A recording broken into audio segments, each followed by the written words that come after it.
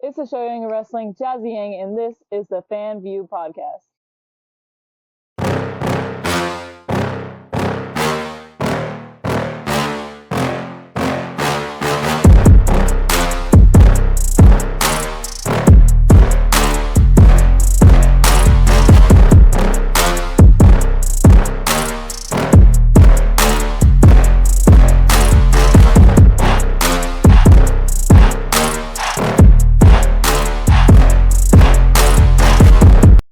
What's going on, everybody? Welcome back to another episode of the Fans View Podcast. Today, I am so excited to have on, for the first time ever, a guest who has been lighting up the independent circuit since 2018 with her speed, charisma, and a deep wrestling legacy. She's worked all over not just the country, but the world, honing her craft and getting better every time she comes through that curtain.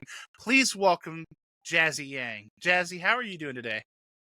I'm good. Thank you for that intro. That was good. That was a good one. I try. Got to give the woman her due respect. We're just gonna jump right into it, Jazzy. Let's start with the obvious. Wrestling runs in the family. What was it like growing up with your dad? For those who don't know, was Jimmy Wang Yang in the WWE, Akio in WCW. What was it like growing up with a pro wrestler as a father?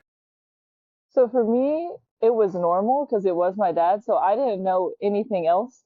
So for me, it was really it was normal, but I did have a lot of people like ask for my dad's autograph, and like I learned how to do my dad's autograph really young, so I would like forge it sometimes, which is not okay. You shouldn't do that. But I was in like fourth grade. But besides that, yeah, he was on TV while I was in school, so it was pretty cool. And then you always have the haters. Oh So yeah. you have so I think every wrestling fan knows when they're in like elementary school having to defend wrestling.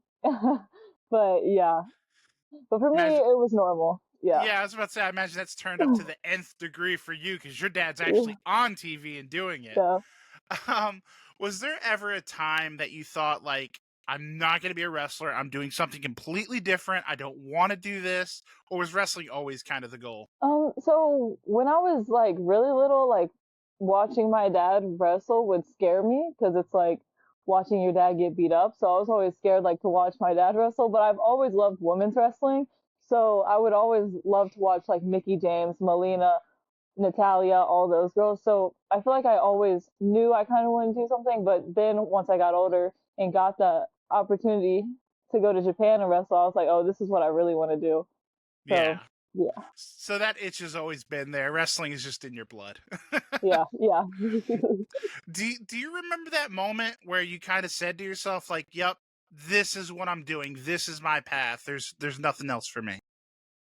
So when I was 15, Kaz Hayashi or Nozawa reached out to my dad and asked if he wanted to go to Japan and do like a Young Dragons reunion and everything. My dad was like, "Yeah, I'll go. Can I bring my daughter just for me to like sightsee and just experience Japan?" And they're like, "Oh no, she can come. She can have a spot." So I had to train really hard for this spot, and then I did it, and I was excited. But once I did it, and I was out there in front of the crowd, and then after like fans coming up autographing, that's when I was like, "Oh yeah, this is really fun. This is what I want to do for sure." So you Yeah. kind of you kind of touched on Japan a little bit. You have been, I mean, all over the place. You name it: MLW, NWA, GCW. Like you said, Noah. You've been all over the place. There's a lot to choose from, and I hate to put you on the spot, but is there like a standout moment or match so far in your early career? So I loved Noah because I was the first female gaijin to wrestle for Noah. So like I felt like that was a big moment, like them using women and being able to be in Japan and do that. But I also loved going to Puerto Rico and fighting for their WWC Women's Championship. So that was really fun as well. So like one of those two are probably my favorites right now. Love that. And to kind of reframe it a little bit, for somebody that doesn't know who Jazzy Yang is yet, somehow, I don't know how that's possible, but somehow, they're living under a rock. Can you kind of maybe describe your in ring style? And then if you were going to point somebody in the direction of, like, you've never watched Jazzy perform, go watch this match.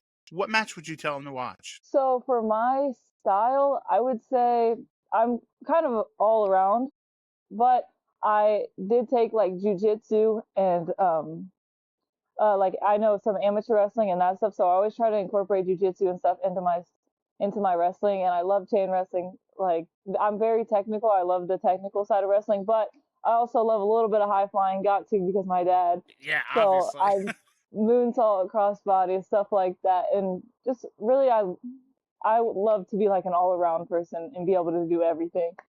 And then if you wanted to watch, if you could only watch one match, the first one I would put someone onto is probably me versus Clara Carter at KFW for Crossfire Promotions for Kinsey Page and Kylie Page's their promotion.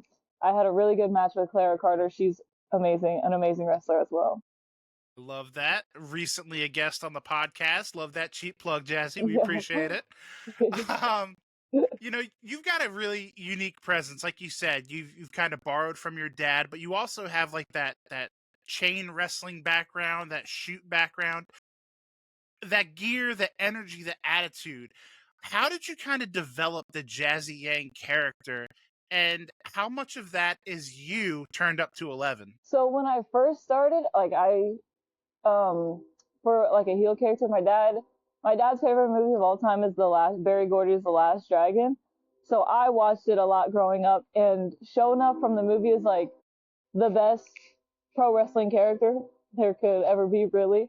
So that's how I started. I started like trying to be that character completely. Like that's like my heel character as well. The Show Yang of wrestling comes from Shona. But then as I go on, I also like to incorporate a lot of my Korean side because I am Korean. So I love like K dramas, uh, K-pop, everything like that. So I also try to incorporate that as well. And then yeah, it just kind of all meshes together I love as it. me, as me. I, Yeah. I love that. Being a second generation, that comes with, obviously, it opens doors. I spoke to Teal Piper one time, and she put it pretty well. When you're a second generation, third generation legacy, talent like you are, the doors open twice as easy, but they also slam twice as fast. Do you find that being second generation, you have like a certain pressure that you have to live up to? Especially your dad was not a slouch in the wrestling business. So, what's that pressure like to kind of follow in his footsteps? So for me, it's always like you. I always appreciate people who are first generations because it is so hard to get your foot in the door and to find good training, a good trainer. So I'm always appreciative of being like a generational wrestler. I don't first generation wrestlers I appreciate it so much, respect it so much. That is hard to do. But a second generation wrestler, I feel like a lot of the time you get like people think you just get opportunities because of who your dad is or your legacy, or your dad or mom, whatever, but who your Yeah, dad is a lot of the time. So when I get the opportunities, I have to make sure I perform 110%, make sure I'm perfect on everything because they already are going into it thinking that I'm just getting this because of this. So I have to have a chip on my shoulder and prove like, no, I deserve this 10 times more. So that is absolutely. one of the pressures that come with it a lot. Hey, you. Yeah, watching this right now. I see you. If you're enjoying what you're watching, I've got one quick favor to ask, and it only takes a second, costs you nothing, and makes a huge difference. If you could go ahead and hit that like button, maybe drop a comment. If you haven't already, make sure you're subscribed. Doesn't seem like much, but for small creators, it's everything. So let's help more people find this channel and keep the content coming. And honestly, I'm pretty sure the podcast will be really grateful. So if you're having fun, you like what you see, make it official, click those buttons, and the Fans View podcast, we'll see you next time. Wow, yeah, and that's absolutely. I love to talk to second generation, performers because they do have that unique perspective. Um, is there a piece of advice that maybe your dad's passed? And I'm sure he's a fountain of information and Yeah. knowledge. So I'm sure there's been a lot. But is there like a piece of advice maybe that your dad's passed down to you that kind of sticks out in your head? For me, my dad's biggest thing is that everything in wrestling is important. from like the way you come into the show, your etiquette, your chain wrestling, everything in the ring, your promos, everything, your gear. Like everything is important. Some people think, oh, this one thing, this move is important, but it's really everything. There's so much that goes into it. So that's probably the main advice that my For dad gives sure. me. For sure. So to kind of pivot towards the future, who are some of your dream matches right now? Because obviously you're still working the independent scene. Who are some of your dream matches strictly on the independent circuit? So strictly on the independent circuit,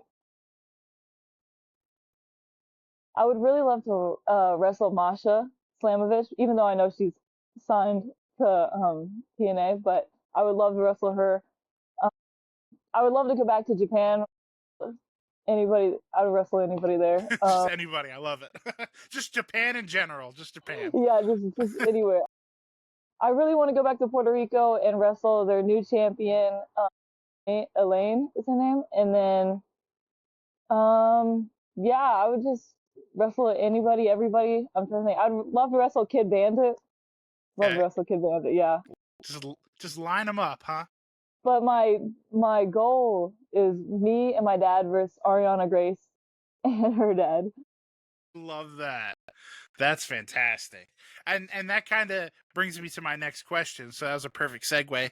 If we can open it up, any company, any era, who is Jazzy Yang's dream match? Well, first that one because I feel like it has to be done because father daughter, and then we could even Absolutely. make it like Charlotte and Ric Flair. You know, we could just make it a whole triple threat tag team matchup. But I would love to wrestle if it's anytime, any like from past, present, future. I would love to Yeah. wrestle Victoria. Love her, Okay. everything about her. Okay. Melina, Mickey James, and yeah, just I would love to wrestle Charlotte Flair, Becky Lynch, like really anybody. I So, love it. You're a young lady, so thankfully we got plenty of time to knock that list yeah. out. Oh, um, I can't forget. I can't forget. I would wrestle Chigusa Nagayo. I love that. Yeah. I love it. So what's next for Jazzy Yang? Do we have any promotions or matches or any goals for the rest of this calendar year that we're focusing on? So I know I have a couple shows coming up for Lariato Pro Wrestling, which is Festus's company, and then DWA is Dynamic Wrestling Alliance. It's in Georgia. They have shows on like Krog Street. That's coming up, and that's about it right now. I think my goals for the rest of this year is to just keep on going with my social media because I know that's a really important part Yeah, in today's age. Just keep going with that and just keep honing in my craft and trying to get noticed. I love Yeah. that. And I have to call it out because I love that you just referred to him as Festus. I love that. That just popped me so huge, and I was trying not to step on your answer. No. Oh my god, I love that. I bet he loves it too. um, it's funny you say that. Trying to get noticed is, and I know the answer to the question, but I'm gonna ask it anyway. Is the WWID something that's on your radar? Yeah, I would love to do the WWE ID any chance for anything I would do it because I feel like WWE ID it gets you a lot of exposure. Like even if it's not like fully on the roster, I feel like it would help me a lot with exposure. And yeah, I would love to do it. Okay. So this is the Fans View podcast, obviously, Jazzy. So I'd be remiss if I didn't ask you, what are you a fan of when you're not kicking ass in the ring, when we're stepping away from the building? What are you a fan of? I'm a fan of reading. I love books. I love fantasy romance. I love books about fairies, epic fantasy, that, and I love watching. I love binge watching TV shows. I love K dramas. Um, I also like trashy TV, like the Kardashians and like the Secret Lives of Mormon Wives. Love that. But I appreciate the honesty. That's what we're yeah, missing. I love the honesty. um, and last but not least, this is one of my favorite questions to ask my guests because with the fans view, like the whole reason I started this podcast was for people to kind of get to know the performers outside of the ring, like who they really are. And I think this question, it really kind of gets to the heart of that. And that question is, at this point, not only of your career, because it doesn't have to be wrestling based, but of your life. You're a young woman, who's excelling in her field. What does the term success mean to you? For me, I feel like success is just being happy with who you are and being able to be alone with yourself and like being okay with yourself. Yeah, just being happy. Like not everything can be going your way, but you're still like content with like you're still happy. Yeah, I feel like and you're having fun. The most important thing is just to have fun with what you're doing. Yeah, life's a climb, right? I love it. I love it. Hey, those Yeah. those little catchphrases and stuff, like they're there for a reason because they're legit. Enjoy the journey. Yeah, just don't hit us with a live, laugh, love, and we'll be okay. Yeah. But in all seriousness, so where can people get a hold of Jazzy Yang? Obviously, you let us know you're going to be working, in northern Georgia, northwest Georgia. Just all around Georgia, like all over Georgia. There we go. Really southeast, Tennessee, Alabama. Yeah, anywhere around southeast. And you never know. I'm living proof. You never know where you're going to bump into Jazzy Yang. Yeah. So keep your eyes peeled. Where can people get a hold of you? You said, social media is kind of on your radar this year. Where can people get a hold of you? So Jazzy Yang on Instagram. TikTok is Yun Yun Sauce 3. It's pretty cool. And then Twitter and Facebook, Jazzy Wang Yang. And I know you have a site to buy pictures and t-shirts, correct? Yes, jazzyang.com. There we go, people. She makes it easy for you. I was actually just perusing it because I'm going to have to make some purchases this afternoon. So make sure to go support Jazzy. Thank you so much for giving up your time. I know your schedule is crazy. So the fact that you could carve out a little time for the fans, really, it made my day. So guys, go follow her on socials. Go buy jazzyang.com. Buy a t-shirt, stickers. She's got it all. She's got music on there. Like, go support her. Go support her. You never know when she's going to pop up and blow, and you want to be in at the ground floor. Yeah. Thank you. Thank you for having me. Of course, Jazzy. Thank you so much. And hopefully this is the first time of many appearances on The Fans View. Guys, until next time, like I said, show Jazzy some love. Show the Fans View podcast some love. Follow us on Instagram, Facebook. Subscribe on YouTube, Spotify, Apple Podcasts. You know all the podcast things. I don't have to tell you guys at this point. But most importantly, I tell you every week, call your mom. If you haven't liked or subscribed, you're going to be joking me.